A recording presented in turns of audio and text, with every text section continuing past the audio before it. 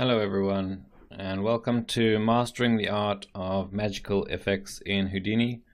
My name is Jaden Patterson, and thank you for joining this workshop. I'm just going to quickly try and describe everything we'll be covering in the 8 weeks. So it's split into 8 weeks in total.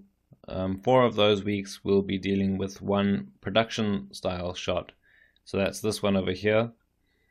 I've tried to form this into more of a shot production style than a standard tutorial, just so that the actual effects we're working on we need to deal with in a sort of live fashion. So we need to be considerate of the type of camera used, the distance from camera, take all of that into account while we're working on the effects.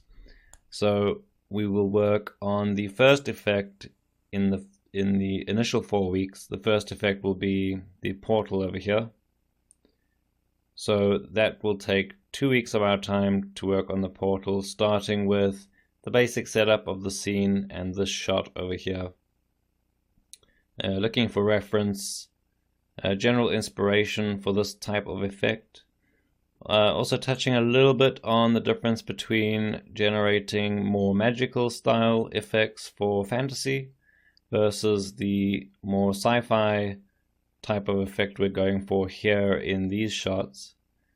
On top of that, we'll start to work on the basics of most good general magic setups for the portal, which starts out with a standard volume simulation, and then we get quite involved in the advection of the particles.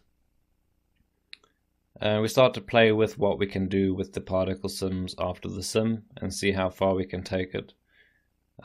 In general, I think the first week will be a good introduction to the way I work personally, to my workflow, and to how I approach using Houdini as an artist. In general, I would not describe myself as a TD.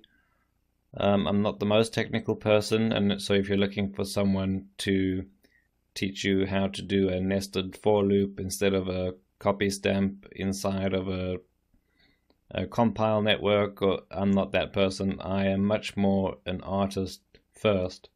So my approach has always been, when I picked up Houdini, was I needed to make something work. I needed to make sure the pictures look good. How can I bend Houdini to my will to make that happen? And that's kind of been my approach ever since. So this first effect in this shot is a broad stroke introduction to that kind of part of my workflow, and how we can very simply and very quickly get complex looking effects just by using some of the more simple style tools that we have available. So I hope you find that interesting, and in terms of the general stuff we'll be looking at during the entire course, I hope there's a more emphasis on the artistic aspect of it and less on getting bogged down by a lot of the technicalities or the technical details. So moving on, after the portal, we'll be taking a look at the second effect here in weeks 3 and 4, which is this magical shield. So once again, a few of the same elements will apply and techniques, but with a few extra things to go on top of that. So a little bit extra on the shading, some more interesting lighting aspects, and then obviously we also deal with the secondary effects that surround our main magic over here. So we'll be doing the bullets, the impacts, all that smoke and everything you see there. In week 3, we'll basically do pretty much the bulk of the work on the shield. So procedurally setting up the shield, how it's placed in the scene, how big it is, and then the particles and advection workflows we use to generate the main part of that effect in that shot. And in week 4, we'll add a bunch of the extra elements. So make sure we've got some really interesting layers, maybe some extra details on that shield, and all of the environmental effects and lighting as well. I should mention that for both of these effects and for all of the effects in this workshop, they all involve a fair amount of compositing. And with magic in general, you will find that magic in particular does need quite a lot of compositing, in a way that sort of destruction or purely volumetric effects work might work without compositing. Magic can really be taken to the next level in comp. So we do spend a fair amount of time in comp as well, going through that. And whether you're using Nuke or Fusion, you should be able to follow along for the most part. At this point, I think Fusion is still actually free, so if you are interested in picking it up, they're not that different, and you can get used to Fusion if you know Nuke quite easily, I think. I actually use both at the moment. Moving on from that, from week 5 to 8 is another shot, which I'll show you here. This is our decloak and our EMP shockwave effects. So at this point we jump into a completely different shot, different camera, different environment, and a different main character type thing here. So once again, hoping to learn a few extra techniques that I generally use to drive the unwrapping or unfolding animation of this drone object. We generally call that a decloak. It's an invisible object and it's becoming visible before it does its magic power. So a bunch of extra stuff involved here that we would not have tackled in the previous effects, such as those lines and the electrical arcs traveling on the surface, and then a little bit of a more detailed SOP-based geometry editing as well. I would say this particular effect also has some slightly more advanced shading techniques. Nothing too crazy, but we do spend some time in the shader, and then a pretty complicated composite as well. Then moving on into the last 2 weeks of the course, we tackle this EMP effect, which kind of the goal with this one was to try and bring together a bunch of the techniques we had used in the previous effects to see if we can apply them to something completely different. So here we've got this shockwave, we have impact dust, we have some magical element in the middle of the shot, and we have quite a lot of electricity, some shading as well, and just general effects lighting. So just to recap, I think we pretty much tackle everything and every technique I use to deal with magical style effects. In this course it is definitely a lot more sci-fi focused, but every single one of these elements is very applicable to a fantasy style, for example. So magic is magic at the end of the day, and what directors and clients want to see is these energy related elements. The electrical effects have their part in that magical list as well, along with the advected particles that we render here and rasterize in this shot as well. In terms of following along with me as I'm working through the course, I do try and not move too quick, but at the same time it would be beneficial if you have some knowledge of Houdini already and are quite comfortable moving around. I'll cover that in another video just to discuss the prerequisites. But in general, what I want anyone who does this course to get out of it, and even if that's someone who's very experienced and can already do all of this stuff and they have their own methods and techniques, is more to take away my own personal viewpoint, and that is, make sure to always keep the art first, unless you're going out to actually become a TD specifically. I think everyone would agree the most important thing is, what does the end product look like? And so my method of using Houdini is just make sure I'm constantly looking at the end product. I don't care how deep my networks go, how advanced, how many wrangles I use. At the end of the day, I consider myself to be using very simplistic approaches in Houdini to achieve as complex looking art as I can. And so it's more of a guerrilla style use of Houdini to get maximum effect on the final image.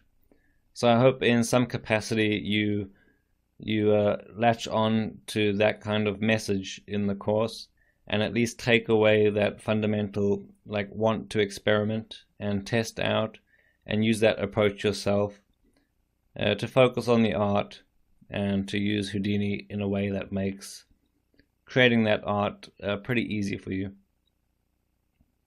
So with that said, welcome to Mastering the Art of Magic, and I'll see you guys in the next few weeks. Hello everyone. So before we get stuck into the course proper, just an overview of what I think the prerequisites are for joining this course. So I wouldn't personally call this a super advanced course if you already know your way around Houdini and you actually make effects yourself.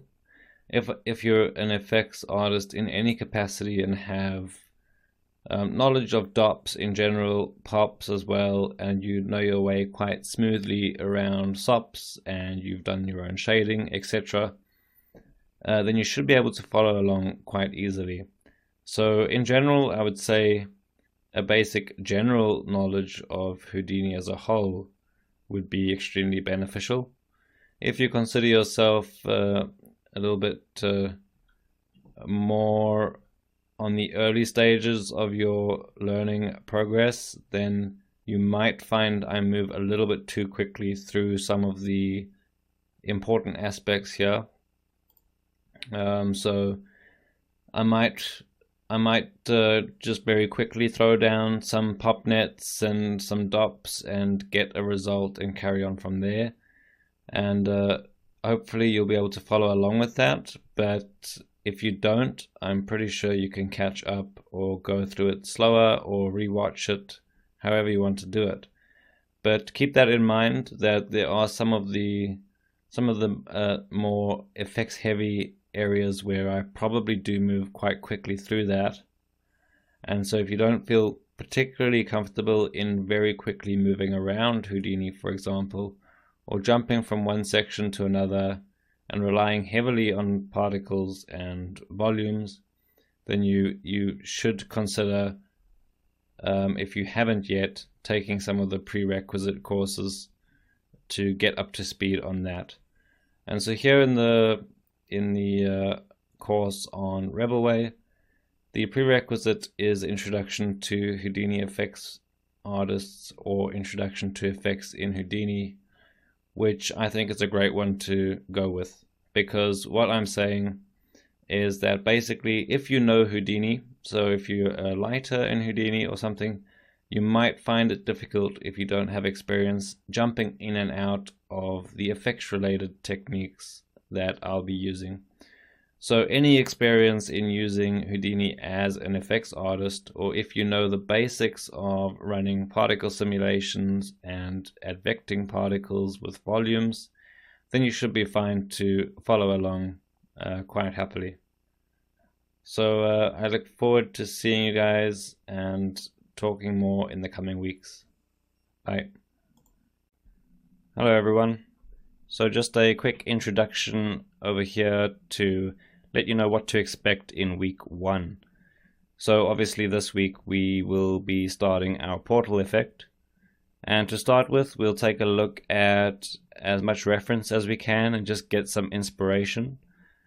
It's a pretty good time at this point during the week to also look at your own reference. So if you see something interesting that you like, and I'm not going down that route, then please save those images and look at that reference and try and make your own effects go in that direction instead of mine. After that, we'll start with just the basic scene setup over here and also work on our initial volume simulation. And that simulation ends up being what drives all of the effects in the portal itself. So that's another good opportunity to experiment and push the effect in a direction that I don't. After the volume sim, some basic advection of points, and we'll have a few layers of particle advection done through that simulation, with options to take it in different directions through our POP network. And then finally, before the week is done, we should be experimenting with SOP-based approaches to add some interest to these layers. So basically the effect doesn't end after the sim, and we spend a bunch of time experimenting after the sim, adding deformations and using some tips and tricks over there to help make our layers interesting. So it's going to be a pretty busy week, and by the end of it we'll pretty much have the bulk of our Portal simulation work done. And I hope you enjoy it, so I'll see you in the next video. Hi guys, welcome to week 1 of mastering the art of magical effects in Houdini. I'm just going to start with a short video to discuss what we'll be working on firstly, and to look at some reference and inspiration for the two first effects. So what we have, and I've set this up in Houdini already, so I think I'll be sharing this with you guys. Scene 1, shot 1 is the portal, and then the magical shield. And what I've done is it's magical effects, and all of these workflows that I'll be using I use for both sci-fi and fantasy style magic, but for this course I've decided to lean more towards sci-fi just to make it interesting. So from the next video we'll be diving straight in with setting up the scene and getting ready to make the portal. So in general, I mean, I usually do look up a bunch of reference, and I use Pinterest. You can see I've typed in portal effects already. ArtStation, specifically for magic, because there's no real life video reference we can find. Concept art is really good for that. So let's just have a look firstly at Pinterest here. Something that comes up a lot is this Blink portal from X-Men, which is really awesome. And if you don't have a Pinterest account, I highly recommend you make one, because you could save a board and just sort of every time you see an interesting image, save it to the board and then revisit that while you're working on the effect, to get inspiration and get ideas for extra elements that you can add. That's really cool. So I've already done this, and I've looked at some things that I find interesting, and I think if you do this as well, and I don't end up going down that route for the portal or for any of the effects, but you see something that you really like, then maybe try and spend some time incorporating that into your effects instead of following 100% what I'm doing. That would be really, really good. And if we look at ArtStation here, see what we find. Loads of inspiration. And I think concept art in particular is really good for showing you how simple something could be. Like, we are going to try and get as much detail as we can once we're working in Houdini. But you see an image like this, it doesn't need to be complex, and it doesn't need to have lots of small details. It fits within the overall image and works really well. So a lot of times people will just spend way too long trying to add small details that you don't see, and in this case it's literally just one color with a small glow, and I think there's maybe some particles, but overall it really works. So I'll usually grab a bunch of these kind of images as inspiration. And obviously Vimeo as well. Let's see what we find.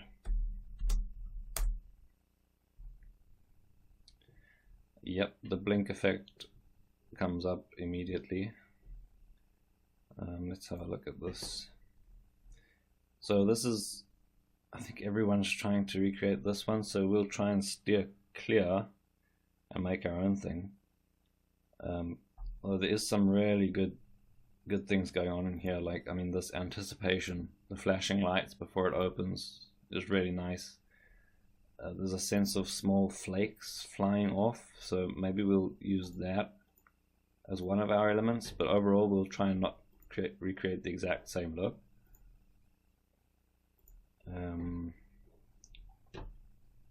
So yeah, this is what I usually do. Save it into a folder, or like I said in Pinterest, make a board that has lots of good looking images, and we'll revisit that as we're working.